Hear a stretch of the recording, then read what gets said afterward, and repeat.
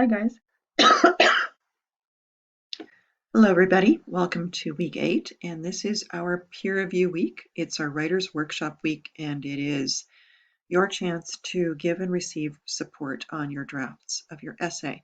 This is more involved than a usual discussion, and it'll seem obvious, and I think I've written this all out for you, so I won't surprise you with anything new. But please do read the assigned readings for this week.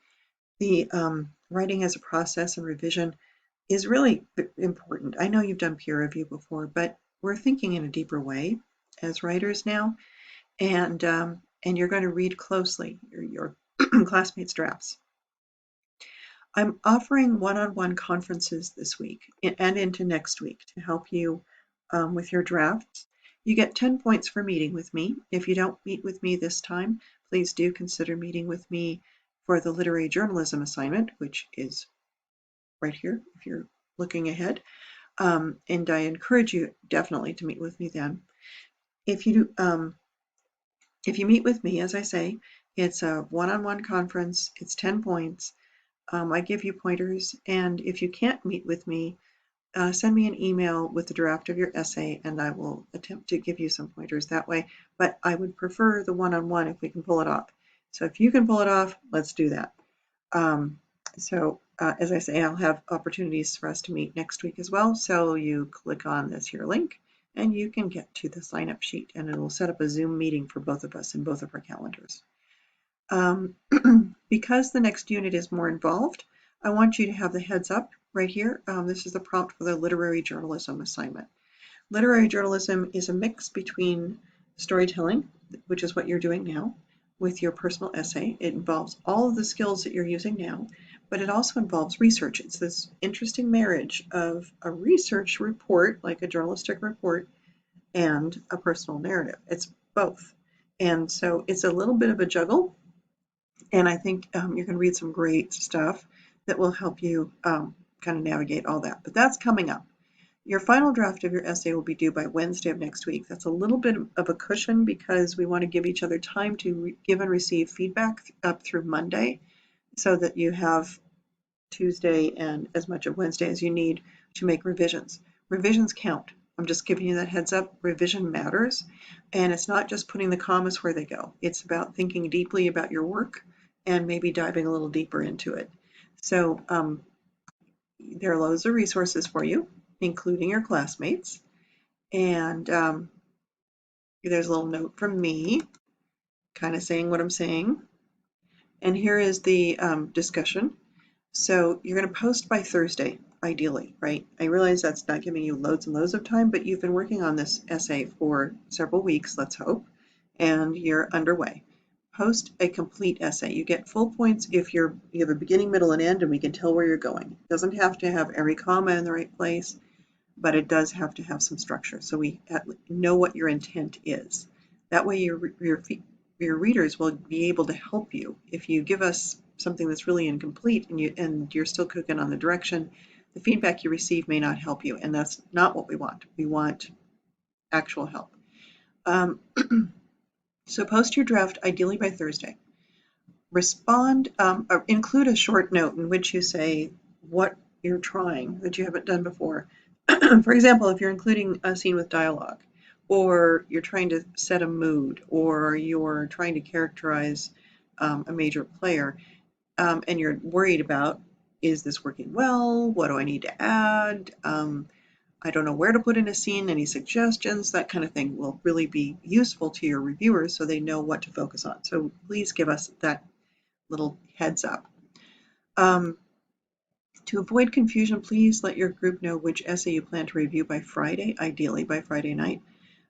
We don't have a giant group, so I'm not putting you into pairings or small groups. And I also don't want people to get stuck waiting for people to post and they never do. So I want you to find people who have posted, lay your claim and say, I'm going to review this guy.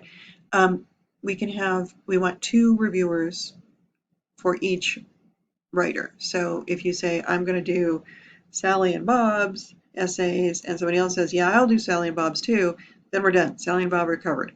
And then we move on. Okay? Then you're going to read their essays more than once.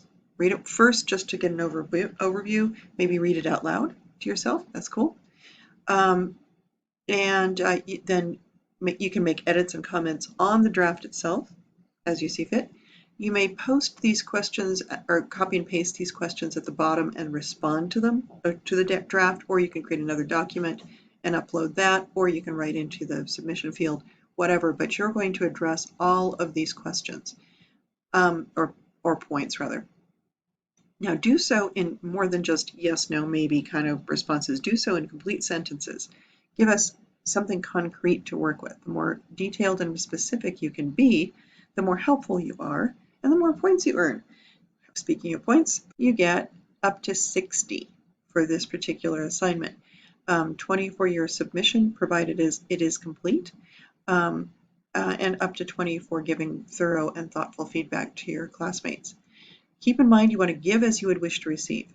So giving sugary, sweet, nothing praise, oh, that's just great, I love it, it's wonderful, is meaningless. It doesn't help people. It might make them feel good for a minute, just like a cookie does, but after that there's a crash of like, there's no substance here. We want substance. You also do not want to be cruel or harsh or overly critical.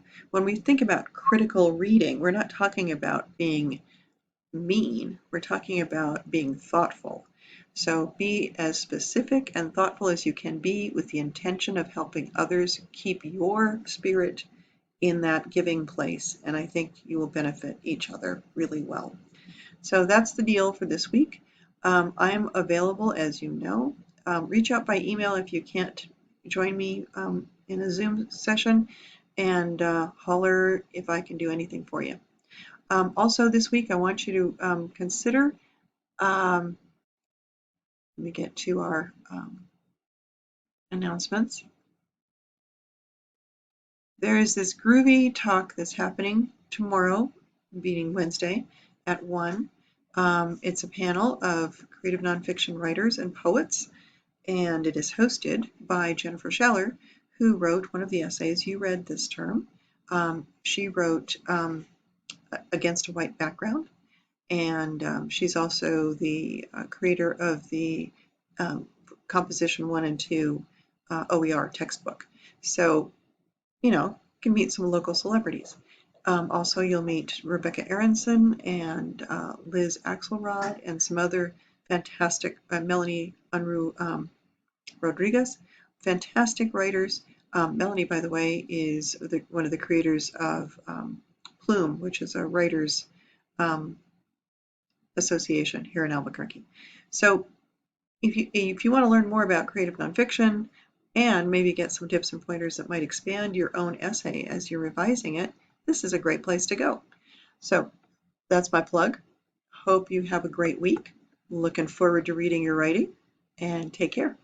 Bye.